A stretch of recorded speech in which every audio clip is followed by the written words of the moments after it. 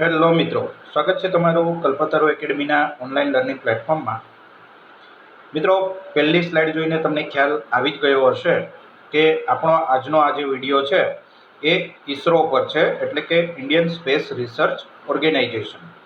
પરંતુ વિડીયો અન્ય વિડીયો કરતાં અલગ હશે। ઇસરોના જેટલા વિડીયો તમને યુટ્યુબ પર મળે એના કરતાં આપણો આ વિડીયો અલગ હશે, કારણ કે આ વિડીયોની અંદર આપણે ઇસરોની સ્થાપનાથી માંડી અને ફ્યુચર પ્લાન શું છે ત્યાં સુધીના એનો ટાઈમલાઈન એને આપણે કવર કરેલી છે। તો વિડીયોને શરૂ કરીએ તે પહેલાં જે મિત્રોએ ચેનલ સબસ્ક્રાઈબ નથી કરી એ મિત્રોને ખાસ વિનંતી, ચેનલ સબસ્ક્રાઈબ કરી લો તથા બેલ આઇકન દબાવી ઓલ નોટિફિકેશન અનેબલ કરી દો, જેથી આવનારા દરેક વિડીયોના નોટિફિકેશન તમને મળતા રહે। મિત્રો, અહીં સ્લાઇડમાં જે તમને દેખાય છે એ આપણું રોકેટ લોન્ચિંગ સેન્ટર છે અને GSLV એ રોકેટ છે જેના દ્વારા ભૂસ્થિર કક્ષાની અંદર ઉપગ્રહો છોડવામાં આવતા હોય છે। રોકેટની વાત કરીએ તો રોકેટની અંદર મુખ્ય રોકેટ અને એની સાથે સાઈડની અંદર જે રોકેટ તમને દેખાય છે એ એના થ્રસ્ટર રોકેટો છે, જેથી પૃથ્વીના વાતાવરણમાંથી પલાયન કરી જવા માટે એને મદદ મળી રહે। તો શરૂ કરીએ આપણો વિડીયો। તો સર્વપ્રથમ ઇસરોની જે ટાઈમલાઈન છે એની શરૂઆત આપણે કરીએ મિત્રો, તો ઇસરોની જે શરૂઆત છે એની પહેલા 1962માં ઓફિશિયલ સ્થાપના જે છે મિત્રો એ 1969ની છે, પરંતુ એની પહેલા આપણે વાત કરીએ, કારણ કે ડાયરેક્ટ કંઈ ઇસરોની સ્થાપના થઈ હતી નહીં। તો 1962માં જવાહરલાલ નહેરુએ Indian national committee on space and research એના ઉપર, એટલે કે ઇન્કોસ્પાર્ક, ટૂંકું નામ શું હતું એનું, ઇન્કોસ્પાર્ક, એની સ્થાપના કરી હતી અને એના કમિટીના જે હેડ હતા એ હતા ડૉક્ટર વિક્રમ સારાભાઈ। હવે આ જે કમિટી છે એ આગળ જતા 15 ઓગસ્ટ 1969માં ડૉક્ટર વિક્રમ સારાભાઈના નેતૃત્વ હેઠળ જ એ ઇસરો તરીકે આગળ વધે છે, એટલે કે 1969ની 15મી ઓગસ્ટે ઇસરોની સ્થાપના થઈ હતી। એ પછી 1971માં SHAR એટલે કે શાર તરીકે ઓળખાતું સેન્ટર જે છે એ શ્રીહરિકોટા ખાતે ઓપરેશનલાઇઝ થયું, એટલે કે શરૂ કરવામાં આવ્યું। હવે આ જે મથક છે એને હાલ SDSC એટલે કે સતીશ ધવન સ્પેસ સેન્ટર તરીકે ઓળખવામાં આવે છે। જે તમે સ્લાઇડની અંદર પ્રથમ સ્લાઇડમાં જે ફોટોગ્રાફ જોયો એ સ્થળ SDSC છે, તો ત્યાંથી આ રોકેટ લોન્ચિંગને એ કરવામાં આવતા હોય છે। તો એ 1971માં એટલે 2 વર્ષના ટૂંકા ગાળામાં એમને જે રોકેટ લોન્ચિંગ મથક છે એ તૈયાર કરીને ઓપરેશનલાઇઝ પણ કરી દીધું। એ પછીથી 1975માં જે એપ્રિલ 19 રાઈટ, તો 19 એપ્રિલના રોજ એટલે 4 વર્ષના સમયગાળાની અંદર ભારતે પોતાનો પ્રથમ સેટેલાઇટ આર્યભટ્ટ જે છે એ છોડ્યો। અને આ આર્યભટ્ટ સેટેલાઇટ જે છે એ આર્યભટ્ટ સેટેલાઇટ તમને ખબર છે કે ભારતનો સર્વપ્રથમ ઉપગ્રહ હતો, પરંતુ એને વિદેશની મદદથી છોડવામાં આવેલો। તો મિત્રો, તમારે મને કમેન્ટ કરીને જણાવવાનું છે કે આર્યભટ્ટ સેટેલાઇટને છોડવા માટે આપણે કોની મદદ લીધી હતી।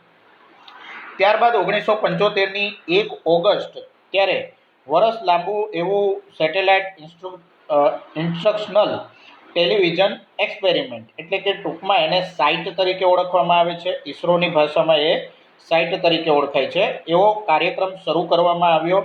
અને સ્પેસ ટેકનોલોજીનો ઉપયોગ ભારતીય શિક્ષણ પ્રણાલીમાં, જે તમે આજે જોઈ શકો છો મિત્રો, કોરોના કાળમાં આપણને વંદે ગુજરાત ચેનલ છે, ત્યારબાદ બાયસેક ચેનલ છે, એના દ્વારા શિક્ષણ પૂરું પાડવામાં આવે છે। પરંતુ 1975ની વાત કરીએ તો આવા સમયે કોઈને કલ્પના પણ ન હતી કે ટેલિવિઝન ઉપર ભણતર પણ આવી શકે, શિક્ષણ પણ આવી શકે, રાઈટ। પરંતુ અહીં એની સંકલ્પના કરવામાં આવી અને 1 ઓગસ્ટ 1975ના રોજ આ સાઇટ નામનો કાર્યક્રમ લોન્ચ કરવામાં આવ્યો, જે અંતર્ગત સ્પેસ ટેકનોલોજીનો ઉપયોગ જે શિક્ષણ છે એને પ્રમોટ કરવા માટેનો હતો। તો ભારતનો સર્વપ્રથમ પ્રયાસ હતો મિત્રો, ખાસ ધ્યાન રાખજો। તમને ઘણી વખત જે જીપીએસસી વગેરેની પરીક્ષાઓ આપતા હોય મિત્રોને ખ્યાલ હશે કે નિબંધ વગેરેની અંદર આવું પૂછાતું હોય તો ત્યાં તમે આનો ઉપયોગ કરી શકો છો કે ભારતે પહેલેથી જ આ બાબતમાં પગલાઓ ભરવાનું શરૂ કરી દીધેલું હતું। એ પછી 1977ની 1 જાન્યુઆરીના રોજ સેટેલાઇટ ટેલિકમ્યુનિકેશન એક્સપેરિમેન્ટ્સ પ્રોજેક્ટ એટલે કે સ્ટેપ, બરાબર, એને લોન્ચ કરવામાં આવ્યો, જેણે જે ગામડાઓની અંદર ટીવી વગેરે છે એ ટીવીની વધારે એટલે કે સંખ્યા જે છે એ સંખ્યામાં ખૂબ જ આને કારણે વધારો થયો, કારણ કે પહોંચ વધી. સ્ટેપ કાર્યક્રમને કારણે શું થયું, તો એની પહોંચ વધી અને ટીવીની સંખ્યા જે છે એમાં વધારો થયો, એટલે ગામડાઓ સુધી ન્યૂઝ વગેરે પહોંચતા થયા. એ પછી 1979ની અંદર 2 મહત્વની તારીખો છે. એક છે જૂન 7, જેમાં આપણે ભાસ્કર-1 સેટેલાઇટ, બરાબર મિત્રો, જે સેટેલાઇટના નામને છે ને એ ખાસ તમે ધ્યાન રાખજો, કારણ કે જીપીએસસીએ લાસ્ટ વીતેલા વર્ષોની અંદર ઈસરોના જે આવનારા મહત્વના મિશનો છે, જેમાં મંગળયાન, ચંદ્રયાન, એના વિશે એણે પૂછી કાઢેલું હતું. તો અહીં ભૂતકાળમાં એની જે સિદ્ધિઓ છે એના વિશે પણ તમને પૂછી શકે, તો આ ટાઈમલાઈનનો વિડીયો તમારા માટે ખૂબ જ મહત્વનો બની રહેશે. તો જૂન 7ના રોજ ભાસ્કર-1 સેટેલાઇટ કે જે અર્થ ઓબ્ઝર્વેશન માટે હતો, ધરતીનું નિરીક્ષણ કરવા માટે, તો એ ભાસ્કર-1 સેટેલાઇટ જૂન 7ના રોજ છોડવામાં આવ્યો. 10 ઓગસ્ટના રોજ પહેલું SLV-3 જે સેટેલાઇટ લોન્ચ વ્હીકલ છે એ સેટેલાઇટ લોન્ચ વ્હીકલ એનું પરીક્ષણ કરવામાં આવ્યું. મિત્રો, આપણે આની પહેલા જે કંઈ પણ ઉપગ્રહ વગેરે છોડ્યા તો એ વિદેશની મદદથી છોડતા હતા. એને કારણે જે આપણું ભાડું વગેરે છે એ વધારે જતું હતું. તો એ ભાડાને બચાવવા માટેથી અને પોતાની ટેકનોલોજીને વિકસાવવા માટેથી ઈસરોએ પોતે નવા રોકેટ બનાવવાના પ્રયાસો કર્યા. અને તમને ખ્યાલ હોય તો એક સૌથી ફેમસ એવો ફોટોગ્રાફ કે જેમાં સાયન્ટિસ્ટ સાયકલ પર પાછળના ભાગે રોકેટના પૂર્જાઓ લઈને જતા હોય છે, તો એ જે ફોટોગ્રાફ છે ડૉક્ટર અબ્દુલ કલામનો છે. અને એ તે સમયની ભારતની પરિસ્થિતિનો ચિતાર આપે છે કે ભારત પોતે એ સમયે જે સ્પેસની દુનિયા છે એની દુનિયામાં કદમ રાખી રહ્યું હતું, ડગલા માંડી રહ્યું હતું, અને છેવટે આપણને એમાં સફળતા પણ મળી. અને આજે તમે ઈસરોના જે મહત્વની સિદ્ધિઓ છે એનાથી પરિચિત છો જ, રાઈટ. આગળ વધીએ આપણે તો 1980ની 18 જુલાઈના રોજ બીજું એક્સપેરિમેન્ટલ લોન્ચ કરવામાં આવ્યું SLV-3નું. અને એ માત્ર એક્સપેરિમેન્ટલ લોન્ચ નહોતો, એની સાથે રોહિણી સેટેલાઇટને પણ અવકાશની અંદર પ્રક્ષેપિત કરવામાં આવ્યું. એટલે ભારતના અંદર જો વાત કરવામાં આવે તો આર્યભટ્ટ એ ભારતનો સૌથી પહેલો ઉપગ્રહ હતો. જ્યારે ભારતીય રોકેટ દ્વારા લોન્ચ કરવામાં આવેલો જો કોઈ ઉપગ્રહ હોય તો એ રોહિણી ઉપગ્રહ છે. રોહિણી ઉપગ્રહ સિસ્ટમને ભારતના રોકેટ દ્વારા જ લોન્ચ કરવામાં આવેલી હતી, એટલે ઇન્ડિજિનિયસ લોન્ચિંગ તરીકે પણ એ ઘણી વખત ઓળખાતું હોય છે. તો મિત્રો, આ તમારે ખાસ ધ્યાનમાં રાખવાનું છે. SLV-3 સેટેલાઇટ લોન્ચ વ્હીકલ 3, 1 ને 2 શું હતા, તો 1 ને 2 એના લોન્ચિંગ માટેના પ્રોટોટાઇપ હતા, અને પ્રોટોટાઇપમાં સુધારાઓ કરી અને પછી SLV-3 જે છે એને તૈયાર કરવામાં આવેલું. એ પછી છે એપલ સિસ્ટમનું નામ છે ઉપગ્રહની, તો first communication satellite of ISRO launch using Ariane rocket. અમેરિકાનું જે અરાયન રોકેટ છે એનો ઉપયોગ કરી અને આપણે એપલ નામનો ઉપગ્રહ, મિત્રો અહીં આઈફોન વાળો એપલ નથી, ખાસ ધ્યાન રાખજો. એપલ એ આખી સિસ્ટમ છે, ઉપગ્રહનું નામ છે. એનો લોન્ચિંગ ક્યારે કરવામાં આવેલું હતું, તો કે જૂન 1981ના રોજ. અને એ સર્વપ્રથમ કમ્યુનિકેશન સેટેલાઇટ હતો, સંદેશા વ્યવહાર માટે ઉપયોગમાં લેવામાં આવતો એ ઉપગ્રહ હતો, રાઈટ. કારણ કે તે સમયે ભારતમાં લેન્ડલાઇન ફોન જે છે એનું ચલણ વધારે હતું. મોબાઈલ ફોનને હજુ એક દશકની વાર છે મિત્રો. 1981માં લેન્ડલાઇન ફોનનું ચલણ વધારે હતું, રાઈટ. તો એ બાબતને ધ્યાનમાં રાખી અને આ કમ્યુનિકેશન સેટેલાઇટ લોન્ચ કરેલો. 10 એપ્રિલ 1982ના રોજ ઇન્ડિયન નેશનલ સેટેલાઇટ સિસ્ટમ, જેને આપણે ટૂંકમાં ઇન્સેટ તરીકે ઓળખીએ છીએ, તો એનો પ્રથમ ઉપગ્રહ 1A એને લોન્ચ કરવામાં આવ્યો કમ્યુનિકેશન માટે, બ્રોડકાસ્ટિંગ માટે અને મીટિયોરોલોજી માટે. કમ્યુનિકેશનની અંદર ધીરે ધીરે ભારતમાં જે ફોન છે એનું ચલણ વધી રહ્યું હતું મિત્રો. એના કારણે જે ટ્રાફિક છે એ વધારે થતો હતો, જે એક્સચેન્જ, ટેલિફોન એક્સચેન્જ વગેરે હતા એના ઉપર ટ્રાફિક વધી જતો હતો. તો એ ટ્રાફિકને ઘટાડવા માટે અને લોકો સરળતાથી એ સુવિધાનો ઉપયોગ કરી શકે એ માટે ઇન્સેટ શ્રેણીની તૈયારી કરવામાં આવી અને એનો પ્રથમ ઉપગ્રહ 10 એપ્રિલ 1982ના રોજ લોન્ચ કરવામાં આવ્યો હતો. ત્યારબાદ આગળ વધીએ આપણે તો 1987ની 24 માર્ચના રોજ ASLV એટલે જે SLV હતું એનું એડવાન્સ સ્વરૂપ એટલે કે એડવાન્સ SLV એ તૈયાર કરીને એનું પરીક્ષણ કરવામાં આવ્યું. તો મિત્રો જુઓ, તમે જોઈ શકો છો, માત્ર ને માત્ર 7-8 વર્ષના ટૂંકા ગાળાની અંદર આપણે એ જે રોકેટ છે લોન્ચિંગ માટેના એ રોકેટની પ્રોટોટાઇપમાંથી માંડી અને એકદમ હેવી એન્જિનિયરિંગ સુધી એને લઈ ગયા અને ASLV નું લોન્ચિંગ કરવામાં આવ્યું, રાઈટ. એ પછી 17 માર્ચ 1988ના રોજ first Indian remote sensing satellite. જો મિત્રો, ઇન્સેટ અને IRS બંને અલગ અલગ છે, ખાસ ધ્યાન રાખજો. ઇન્સેટ શ્રેણી જે છે એ કમ્યુનિકેશન, બ્રોડકાસ્ટિંગ અને મિટીરિયોલોજી એટલે કે વાતાવરણ, હવામાનના અધ્યયન માટેની છે, જ્યારે IRS જે છે એ રિમોટ સેન્સિંગ સેટેલાઇટ છે, રાઈટ.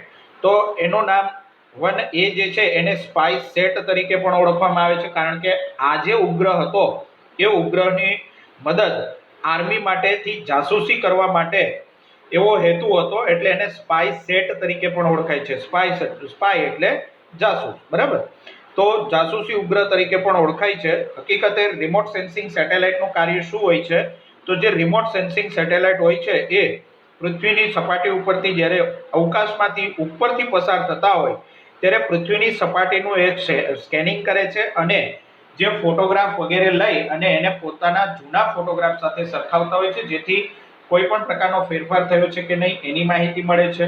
ત્યારબાદ પૃથ્વીના પેટાળમાં જે ધાતુઓ, ખનિજો વગેરે રહેલી છે, અવકાશમાંથી જ ખેતરોની અંદર મોટા વિસ્તારમાં કોઈ રોગચાળો આવ્યો હોય પાકમાં વગેરેમાં તો એની માહિતી મળે છે. ત્યારબાદ કેટલા વિસ્તારમાં કેટલું ઉત્પાદન થશે ખેતીવાડીનું એની માહિતી પણ એ આપે છે. તો રિમોટ સેન્સિંગ, રિમોટ એટલે શું? તો કોઈ પણ ઘટનાના સંપર્કમાં આવ્યા વિના, રાઈટ. તો અહીં એ જ મતલબ છે, જે રીતે ટીવીનું રિમોટ આપણે દૂર બેઠા બેઠા ટીવીની ચેનલને બદલીએ છીએ તો ટીવીના સંપર્કમાં આપણે નથી આવતા, રાઈટ.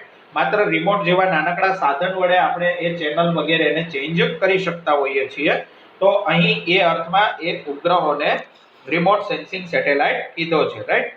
ત્યારબાદ 20 સપ્ટેમ્બર 1993ના રોજ પહેલું PSLV એટલે કે પોલાર સેટેલાઇટ લોન્ચ વ્હીકલ એ લોન્ચ કરવામાં આવ્યું. મિત્રો, પોલાર સેટેલાઇટ આપણી જે પૃથ્વી છે એ પૃથ્વીની ફરતે ઉપગ્રહોની બે કક્ષાઓ છે. આપણે પૃથ્વીનો ગોળો જોઈએ તો કંઈક આ પ્રકારે છે અને એના વચ્ચે વિષુવવૃત્ત છે, રાઈટ. તો ઉત્તર ધ્રુવ અને દક્ષિણ ધ્રુવ. તો જે PSLV છે પોલાર સેટેલાઇટ જે છે તો એ પોલાર સેટેલાઇટ એ ઉત્તર અને દક્ષિણ ધ્રુવ ઉપરથી લોન્ચ કરવામાં આવે છે. એટલે એ જે સેટેલાઇટ છે એની ભ્રમણ કક્ષા જે છે તો એ ભ્રમણ કક્ષા માત્ર ને માત્ર આ જે આપણા ધ્રુવો છે એ ધ્રુવો ઉપરની હોય છે. એના કારણે શું થાય છે કે એ પોતે એ ત્યાં ફર્યા રાખે અને પૃથ્વી એને અંદર ફર્યા કરતી હોય છે, રાઈટ. જ્યારે બીજો જે છે એ છે જીઓસિંક્રોનસ સેટેલાઇટ લોન્ચ વ્હીકલ. તો જીઓસિંક્રોનસ એટલે કઈ? તો વિષુવવૃત્ત ઉપર સ્થિર રાખવી, બરાબર. 35,786 કિલોમીટરની ઊંચાઈએ વિષુવવૃત્ત ઉપર એને સ્થિર રાખવામાં આવે છે. તો અહીં શું થશે કે વિષુવવૃત્ત ઉપર જો એને સ્થિર રાખવામાં આવે તો પૃથ્વીની સાથે સાથે, હકીકતે એ સ્થિર નથી પરંતુ એનો પલાયન વેગ એટલો હોય છે કે પૃથ્વી જે રીતે ફરે છે એની સાથે ફરતો હોય તો આપણને એ સ્થિર દેખાતો હોય છે. અને ત્રીજી એક ઓર્બિટ છે મિત્રો સન સિંક્રોનસ. તો એ શું છે જીઓસિંક્રોનસ? તો તમને ખ્યાલ હોય તો આપણી પૃથ્વી 23.5ના ખૂણે નમેલી છે, રાઈટ. તો નમેલી હોય એટલે સ્વાભાવિક છે આપણું વિષુવવૃત્ત પણ શું થાય એ પ્રકારે નમી જતું હોય છે. તો ઓરિજિનલ વિષુવવૃત્તની ઉપર આપણે જે મૂકીએ અને તે પછી જે કાલ્પનિક વિષુવવૃત્ત છે એની સામે મૂકીએ તો આ બે પ્રકારની કક્ષાઓ જે છે, એક છે જીઓસિંક્રોનસ અને એક છે GSLV ની, બરાબર. તો geo satellite launch vehicle, geostationary, okay. તો અહીં આપણે સર્વપ્રથમ SLV3 બનાવ્યું, એ પછી એમાં સુધારા કરીને ASLV બનાવ્યું, એ પછી એમાં હજુ ને હજુ સુધારા કરતા જ ગયા અને છેવટે આપણું બન્યું PSLV એટલે કે પોલાર સેટેલાઇટ લોન્ચ વ્હીકલ. પરંતુ ઈસરો આટલેથી નથી અટકતી, એમાં પણ હજુ સુધારાઓ તો ચાલુ જ છે, રાઈટ. અને પછી જે નવું લોન્ચિંગ છે એ આપણે આગળ ટાઈમલાઈનમાં જોઈશું. મીનવાઇલ 2000ના વર્ષથી લઈ અને 2010 આ જે 10 વર્ષનો સમયગાળો છે તેની અંદર testing and full fledge use of GSLV class of rockets. PSLV બનાવી લીધું તો આપણે પોલાર સેટેલાઇટ છોડી શકતા હતા ધ્રુવીય કક્ષામાં, જે માત્ર 600 કિલોમીટરથી માંડી 1000 કિલોમીટરની ઊંચાઈ સુધી ગોઠવવામાં આવતા હોય છે. એટલે આપણી જે પહોંચ હતી એ પહોંચ માત્ર ને માત્ર 600 થી 1000 કિલોમીટરની હતી, રાઈટ.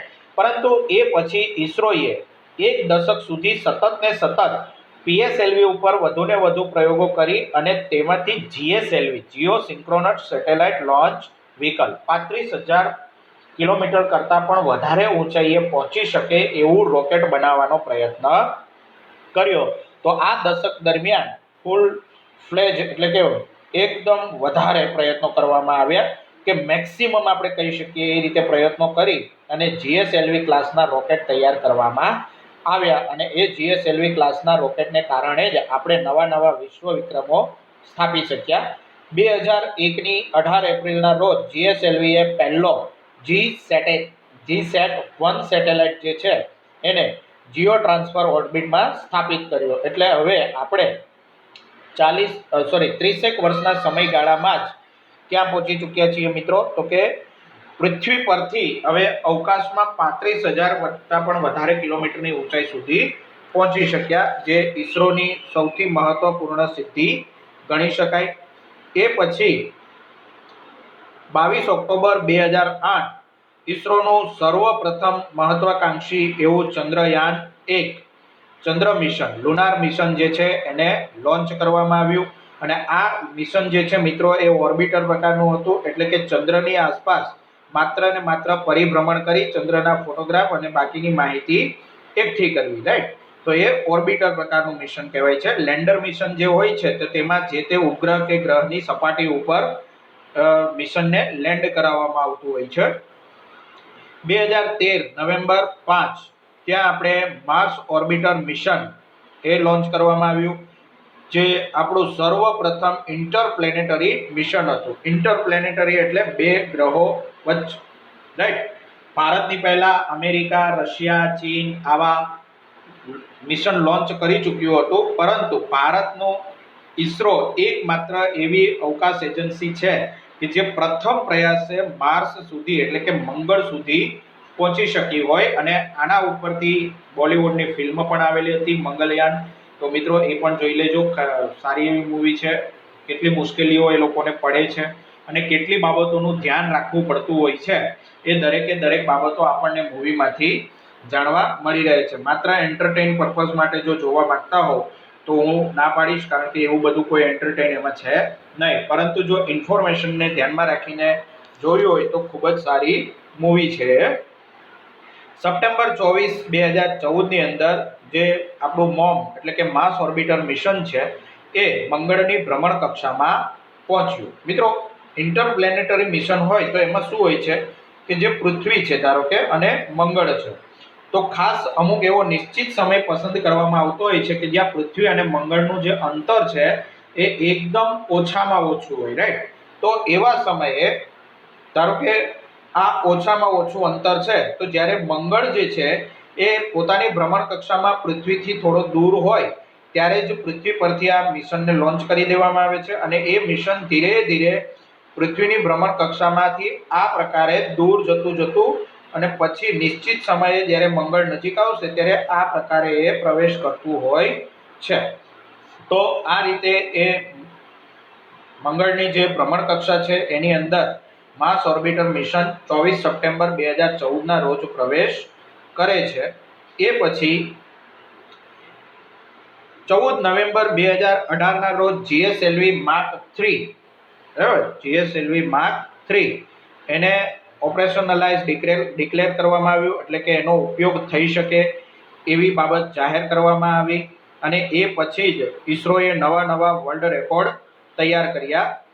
22 જુલાઈ 2019ની અંદર આપણે ચંદ્રયાન-2 એને લોન્ચ કર્યું અને એના માટેનું જે રોકેટ હતું એ રોકેટ છે જીએસએલવી માર્ક 3, જેને હકીકતે જીઓ સિન્ક્રોનસ ઓર્બિટ માટે એના માટેથી તૈયાર કરેલું હતું, પરંતુ એનો મેક્સિમમ યુઝ કરી અને 3 લાખ કિલોમીટર દૂર આવેલો જે આપણો ચંદ્રમા છે ત્યાં સુધી પહોંચવાનો પ્રયત્ન કરવામાં આવ્યો, પરંતુ આપણા નસીબ એટલા થોડા ખરાબ કે લેન્ડર જે હતું એ લેન્ડર છેલ્લા સમયે ઈસરોની સાથેનો સંપર્ક છોડી બેઠું અને એનો સંપર્ક તૂટી જવાને કારણે જે આશાઓ હતી એના ઉપર પાણી ફરી વળ્યું. પરંતુ એટલું ઈસરોએ સાબિત કરી બતાવ્યું કે એ પોતે પણ હવે સક્ષમ છે. એ પછી 2021માં, કારણ કે 2019થી 20 અને 21 આ જે વર્ષનો સમય છે એ તમને ખ્યાલ છે કોરોના કાળને કારણે ઘણા બધા જે મિશનો છે એ મિશનોને અટકાવવા પડ્યા. લોકડાઉનને કારણે ઘણી બધી તકલીફો આવી, બરાબર. તો ઘણા બધા મિશનો ત્યાંથી કેન્સલ થયા. તેમાંનું એક મિશન હતું એક્સપોસેટ, એટલે કે એક્સરે પોલારીમીટર સેટેલાઇટ. તો આ શું છે? તો કે એક્સરે છોડતો એ ઉપગ્રહ છે જેના દ્વારા અવકાશની અંદર ફોટોગ્રાફ્સ લેવામાં આવશે. તો એ ઉપગ્રહ આપણે 2020ની અંદર જ લોન્ચ કરવાનો હતો, પરંતુ હવે એની લોન્ચિંગ ડેટ 2021 કરવામાં આવી છે. અને જો હજુ પણ વાતાવરણ આવું ને આવું રહેશે તો કદાચ આ જે 2021નું લોન્ચિંગ છે એને પણ આગળ વધારી શકાય છે. તો કોસ્મિક રેડિયેશનના અભ્યાસ માટેથી એક્સપોસેટ સેટેલાઇટ લોન્ચ કરવામાં આવશે.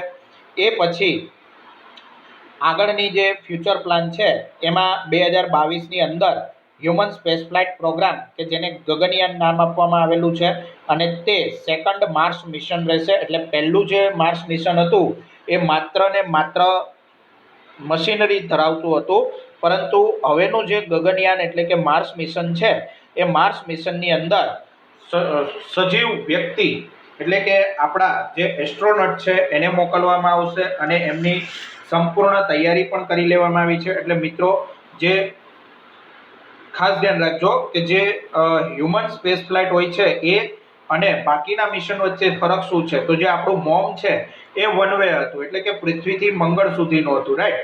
પરંતુ જે ગગનયાન છે એ ટુ વે છે, એટલે અહીંથી પૃથ્વી પરથી મંગળ સુધી જવું અને મંગળની ભ્રમણ કક્ષામાંથી થઈ મંગળની સપાટી પર લેન્ડિંગ કરવું, ત્યાંથી ફરી પાછું પૃથ્વી સુધી આવવું. આ પ્રકારનું કંઈક એ મિશન રહેતા હોય છે.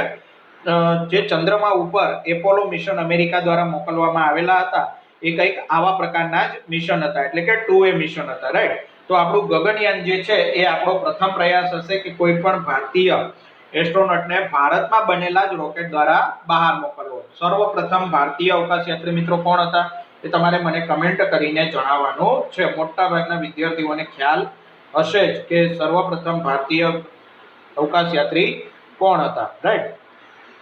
એ પછી આગળનો ફ્યુચર પ્લાન જોઈએ આપણે તો 2023ની અંદર મિશન ટુ વિનસ એટલે કે શુક્ર મિશન લોન્ચ કરવાનો પ્રયાસ કરવામાં આવશે. એના ઉપર પણ કાર્ય ચાલુ છે. તો પૃથ્વીની બંને તરફ આપણી પૃથ્વી જે છે એની આગળની તરફ મંગળ આવેલો છે અને અંદરની તરફ શુક્ર આવેલો છે. તો ઈસરો બંને ગ્રહોના અભ્યાસ માટે મિશનની તૈયારી કરી રહી છે. ત્યારબાદ એનાથી હજુ આગળ વધીએ આપણે તો 2024ની અંદર જોઈન્ટ લ્યુનાર એક્સપ્લોરેશન વિથ જાપાનની સાથે મળી અને આપણે હવે ચંદ્રમાનો જે મિશન છે એ લોન્ચ કરવાના છીએ. કારણ કે ચંદ્રયાન 1 અને ચંદ્રયાન 2 દ્વારા આપણે આપણી જે સિદ્ધિઓ છે એને સાબિત કરી દીધી, આપણી ક્ષમતાઓને સાબિત કરી દીધી અને એના કારણે જાપાન આપણી સાથે ટાઈઅપ કર્યું છે. જાપાનની જે સંસ્થા છે, જેમ ભારતની ઈસરો છે, અમેરિકાની નાસા છે, એમ જાપાનની જે સ્પેસ એજન્સી છે એનું નામ મિત્રો તમારે મને કમેન્ટ કરીને જણાવવાનું છે. એનાથી પણ આગળ વધીએ તો 2028ની અંદર જે એક્ઝો વર્લ્ડ મિશન છે, એક્ઝો વર્લ્ડ મિશન લોન્ચ કરવાનું છે. હવે એ શું છે મિત્રો? તો એક્ઝો વર્લ્ડ મિશન એટલે આપણે સોલાર સિસ્ટમ, જે આપણો સૌર મંડળ છે એને છોડીને બહાર જવું. એટલે ઈસરો ટૂંકા ગાળાની અંદર જ એવું રોકેટ બનાવવા માંગે છે કે જે આપણને ગ્રેવિટીના આધારે સૌરમાળાની બહાર લઈ જવા સક્ષમ હોય. તો એ મિશનનું કાર્ય શું છે? તો પૃથ્વી જેવા ગ્રહની શોધ કરવી. અત્યાર સુધી ઘણા બધા એવા ગ્રહો શોધાયા છે, નથી શોધાયા એવું નથી, પરંતુ એ દરેકે દરેક ગ્રહ પૃથ્વીની ભ્રમણ કક્ષામાં ઉપલબ્ધ જે ઉપગ્રહો કે દૂરબીન વગેરે છે, હબલ સ્પેસ ટેલિસ્કોપ, એ બધાની મદદથી શોધાયેલા છે. પરંતુ અહીં ઈસરો એનાથી એક કદમ આગળ જવા માંગે છે. એક્ઝો વર્લ્ડ મિશન એટલે કે સૌર મંડળની બહાર જઈને આપણે એવા ગ્રહોની શોધ કરવી કે જે પૃથ્વીની જેમ રહેવાને માટે લાયક હોય. રાઈટ. તો મિત્રો અહીં આપણી આ ઈસરોની ટાઈમલાઈન પૂરી થઈ છે. જે ફ્યુચર પ્લાન છે એની અંદર ફેરફાર આવી શકે છે, કારણ કે જે સમયગાળો વીતી રહ્યો છે અત્યારે કોરોનાનો, એના કારણે ઘણા બધા લોકોના ટાઈમ ટેબલ ખોરવાયા છે. તો એ ઈસરોનું ટાઈમ ટેબલ પણ ખોરવાયું છે. એટલે અહીં જે માહિતી તમને આપી છે એ ઈસરોની વેબસાઇટ પરથી લઈ અને લેટેસ્ટ માહિતી છે. એમાં પણ તેમ છતાં આગળ જતા જેમ સમય વીતતો જાય તો સુધારાઓને અવકાશ રહેલો છે. પરંતુ જીપીએસસી જો આપણને અહીં આવનારી એસટીઆઈ મેઇન્સ અને ક્લાસ 1-2 ની મેઇન્સમાં જો સ્પેસ અથવા સાયન્સ એન્ડ ટેકનોલોજી ટોપિકની અંતર્ગત પ્રશ્ન આવા પૂછી શકે છે કે ઈસરોની ભૂતકાળની સિદ્ધિઓ વર્ણવો, અથવા તો ઈસરોના ભવિષ્યના જે પ્લાન છે એ વર્ણવો. કારણ કે જ્યારે આપણે ચંદ્રયાન-2 લોન્ચ કર્યું ત્યારે રિસન્ટલી જીપીએસસીએ પ્રશ્ન પૂછી કાઢ્યો હતો કે ઈસરોનું જે તે વર્ષની સિદ્ધિઓ છે એ વર્ષની સિદ્ધિઓ જણાવો. રાઈટ. તો આવા પ્રશ્ન પૂછાવાની સંભાવનાઓ છે. એટલે આપણે ઈસરોની ટાઈમલાઈન પર એક વિડીયો બનાવ્યો છે અને આશા રાખું છું કે આ વિડીયો તમને ખૂબ જ મહત્વનો સાબિત થઈ રહેશે. જો વિડીયો તમને ગમે તો તમારા સાથી મિત્રોને લાઈક કરાવો, શેર કરો અને ચેનલને સબસ્ક્રાઇબ કરાવો, તથા વિડીયો દરમિયાન જે પ્રશ્નો પૂછ્યા છે એના ઉપર કમેન્ટ કરવા માટે પ્રયત્ન કરજો.